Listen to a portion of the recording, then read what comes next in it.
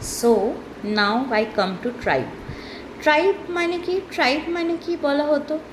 Tribe মানে যেটা আগেকার দিন হিস্টোরিয়ান এথনোগ্রাফার্সরা বলতো, যারা একদম অরিজিনাল ইনহ্যাবিট্যান্ট ইন্ডিয়ার, মানে যারা একদম প্রথম থেকে একদম এনশিয়েন্ট টাইম থেকে ইন্ডিয়াতে থাকছে, এইটা ভাবা হতো, বলা হতো।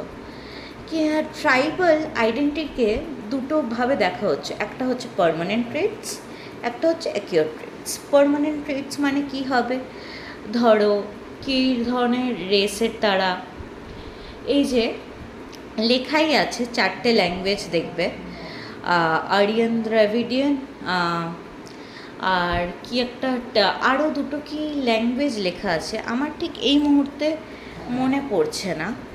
এই দুটো ল্যাঙ্গুয়েজ আর দু ধরনের, মানে 4 ধরনের রেসের কথা, ওই আরিয়ান, দ্রাভিডিয়ান, তারপরে তোমার মঙ্গলয়েড, অস্টেরয়েড। মঙ্গলয়েড বেসিক্যালি ওই যারা চায়না, জাপান, কোরিয়া এসব দিকে থাকবে, যাদের দেখবে একটু নাক ভোঁতা, চোখ ছোট। তার অস্টেরয়েড মানে অস্ট্রেলিয়ার বা সাউথ ইস্ট এশিয়ার যারা থাকতো। দ্রাভিডিয়ান এগুলো তো জানোই, যে দ্রাভিডিয়ান এরিয়ান, যে ইন্ডিয়ান যাদের স্কিন ফিচার্স, ফিজিক্যাল ফিচার্স হয়, সেইগুলো প্রত্যেকটা জিনিস বলছে বিহার, উড়িষ্যা, ওয়েস্ট বেঙ্গল, গুজরাট, মহারাষ্ট্র, প্রচুর জায়গায় ট্রাইবস ছড়িয়ে আছে। আর এগুলো তো পার্মানেন্ট, যে তারা কোথায় আছে, কিরাম দেখতে হয়, এগুলো ঠিক আছে। অ্যাকিউর ট্রেটস কি? অ্যাকিউর ট্রেটস দুটোভাবে দেখা হচ্ছে। একটা হলো যেটা ধরো মানে তারা হিন্দুইজম সোসাইটিতে কিভাবে অ্যাবজর্বড হয়ে আছে, ইদার তারা কি সেটাকে অ্যাপ্রিসিয়েট করছে নাকি সেটার পুরোপুরি অগেনস্টে, আর কতটা তারা মানে অ্যাসিমিলেটেড হয়ে গেছে। অ্যাসিমিলেশন মানে তো জানো, যে তারা কতটা অ্যাবজর্ব হয়ে গেছে মেন স্ট্রিম সোসাইটিতে।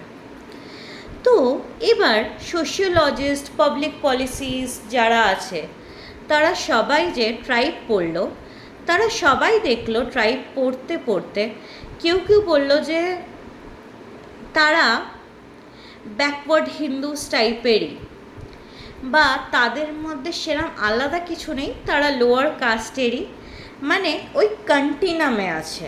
কন্টিনাম মানে কি বলো তো? কন্টিনিউইটি, মানে লোয়ার কাস্টের সাথে শিডিউল ট্রাইবসরাও কন্টিনিউইটিতেই আছে, তারা অ্যাবজর্ব হয়ে যাচ্ছে ওই কন্টিনিউটিতে,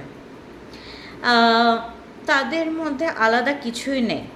কিন্তু সেটাই আবার বলল যে এটা পুরোপুরি ভুল ধারণা, যে তারা কন্টিনিউটিতে নেই, কন্টিনিউটিতে আছে, কারণ কাস্টে যেটা দেখা যাচ্ছে যে পিওরিটি পলিউশনের কনসেপ্ট আছে, আরও অনেক কিছু আছে, কিন্তু ট্রাইবে সেরম কিছু দেখা যাচ্ছে না।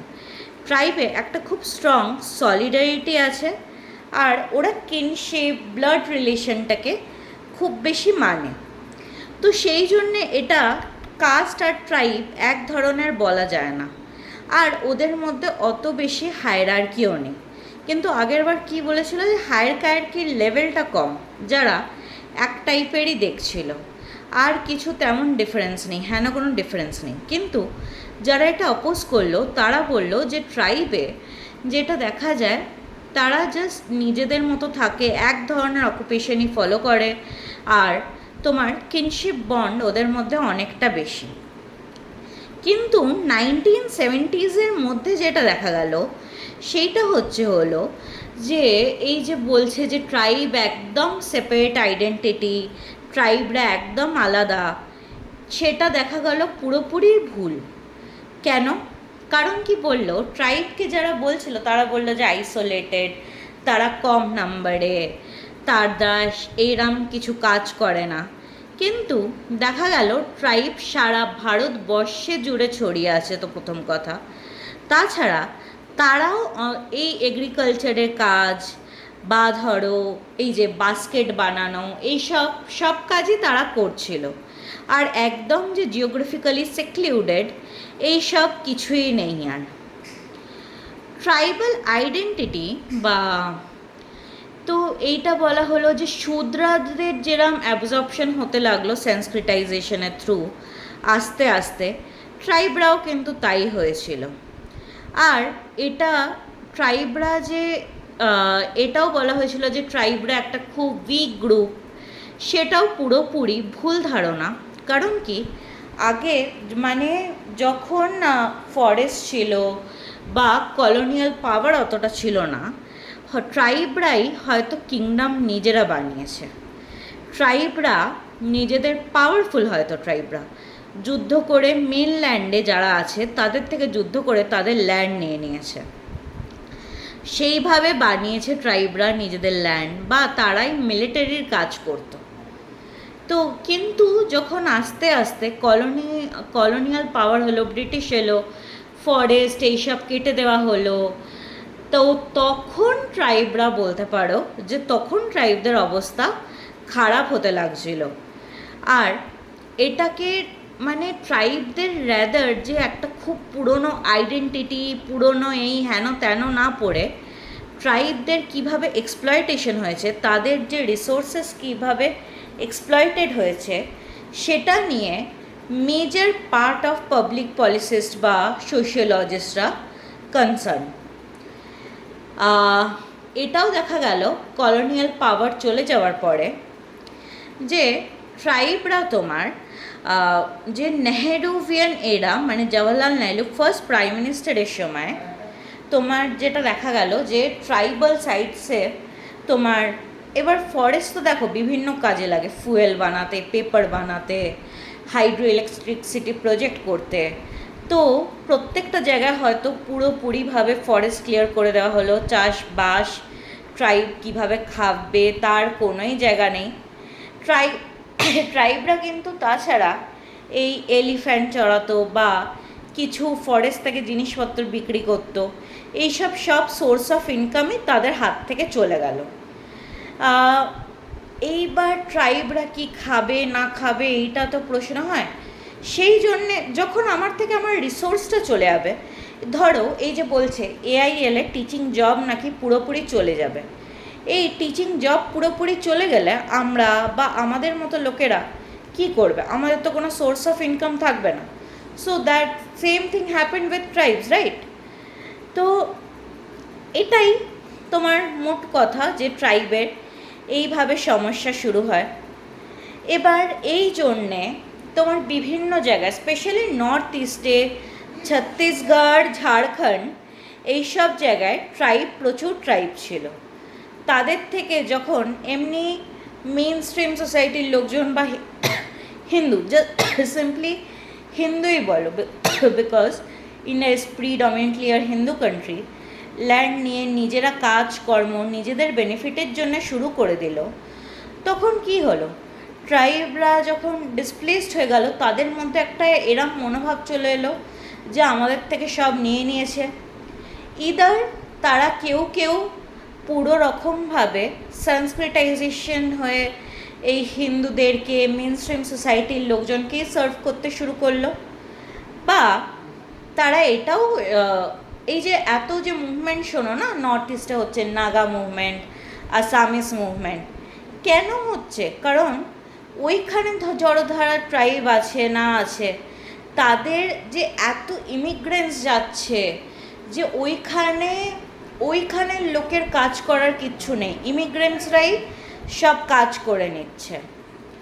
এবার সেই কাজ করতে করতে তাদের সব বেরিয়ে যাচ্ছে। এবার নাগাল্যান্ড একটা খুব ছোট জায়গা, নাগাল্যান্ডে যখন তোমার রিসোর্সের ওপর এত চাপ পড়ছে, তাদের নিজস্ব ইনকাম করার কোনো উপায় থাকছে না, তাদেরকে প্রত্যেকটা জিনিসে টাকা দিতে হচ্ছে, তাদের তো ক্ষোভ হবেই। এই জন্যে সেপারেটিস্ট মুভমেন্ট যে এত হয়, সেই জন্যে হতে লাগে। হ্যাঁ, এবার তুমি আমাকে বলতেই পারো ম্যাম যে আচ্ছা ওদের তো রিজার্ভেশন দেওয়া হচ্ছে, ওরা পড়াশোনা করছে, একদম পড়াশোনা করছে, রিজার্ভেশন দেওয়া হচ্ছে। এইবার এই রিজার্ভেশনের থ্রুতে পড়াশোনা করে এখন ওই নর্থ ইস্টের জায়গায়, নর্থ ইস্ট ইন্ডিয়ার জায়গায় দেখবে অনেক ছেলেমেয়ে খুব ভালো স্পেশালি ওরা কিন্তু কলকাতা দিল্লিতে পড়তে আসে, because this places are comparatively cheap. আর যেরমভাবে বুলিং আরও বাদবাকি স্টেটে করা হয় অনেকটাই কম কলকাতা দিল্লিতে ওরা ফেস করে। কলকাতা তো বলতে গেলে করেই না, দিল্লিতেও সেরম একটা না, কারণ প্রচুর লোকজনই নর্থ ইস্ট থেকে আসছে। এই যে এত যে রেস্টুরেন্ট এইসব যে ওরা এখানে এসে খুলছে, ওদের ওখানে আর রিসোর্স কিছু পড়ে নেই বা এখান থেকে পড়ে যাচ্ছে। এই ট্রাইবাল আইডেন্টিটি বানাচ্ছে, নিজেদের আইডেন্টিটি বানাচ্ছে, আর নিজেরা নিজেদের রিসোর্স, ল্যান্ড, ইকোনমির ওপর রিসোর্স মানে অধিকার চাইছে। এই সব কিছুর কিসের ভিত্তিতে?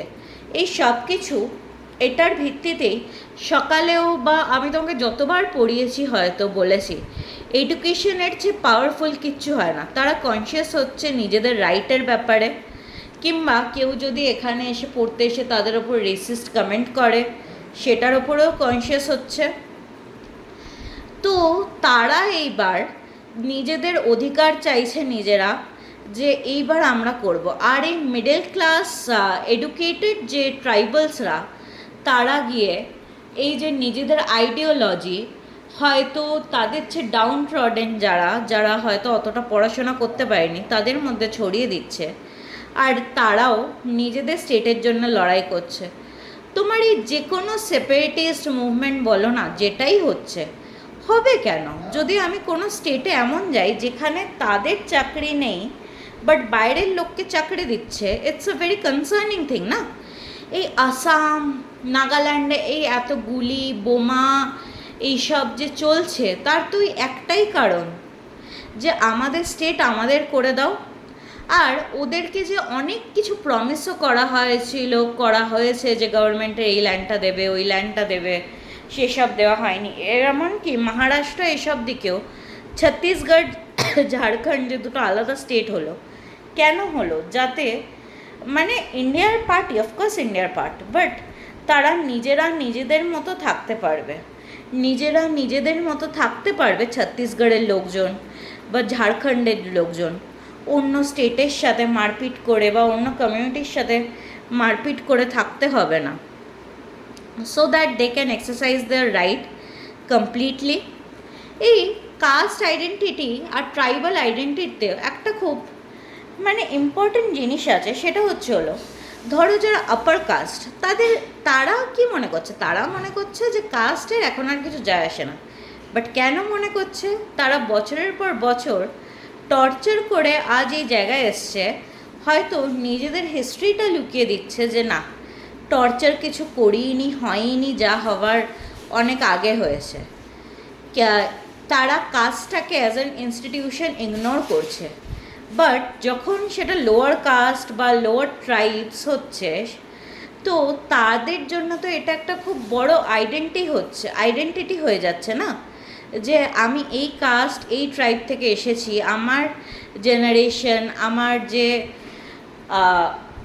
আগের জেনারেশন, তারা এইভাবে অত্যাচারিত হয়ে আমি আজকে আমার নিজের স্থিতি ভালো, নিজের এডুকেশনাল স্টেটাস, ইকোনমিক্যাল স্টেটাস ভালো, তো সেই জন্যে ওটা তাদের একটা মেজর আইডেন্টিটি হয়ে যাচ্ছে।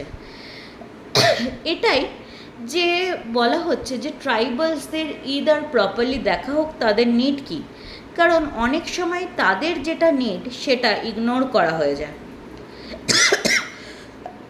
এই যে ধরো বড় বড় যে হাইড্রো ইলেকট্রিসিটি প্রজেক্টগুলো হচ্ছে,